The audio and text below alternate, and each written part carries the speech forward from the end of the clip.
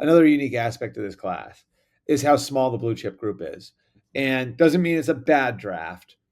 It's not a great draft to have a high pick. It's not a great draft to be sitting there in the top 10. And so you have Abdul Carter, who I think would be a top 5 to 10 pick in any draft.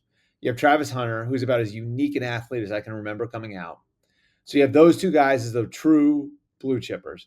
And with Hunter, it can be a little difficult just because you got to figure out what to do with him. With Carter, it's a little bit an easier translation. You look at Micah Parsons, same school, same number, all that stuff. Sort of a similar player. You can kind of come up with a plan for Abdul Carter. You have to formulate a new one for Travis Hunter as a pro. But those two guys, I'd say, are above the pack. And then you get past those two and take the quarterbacks out of it, and you have this big clump of players. And so Mason Graham's in there. Will Campbell, the tackle from LSU, is in there. Tedero McMillan for some teams will be in there.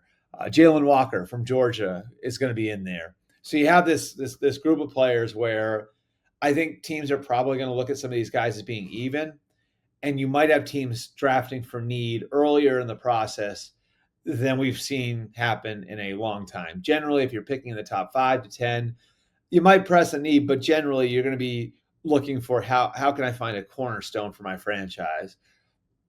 Now you're going to have teams picking 5, 6, 7, where I think they could be looking at it and saying, these guys are relatively even, good players, not great players.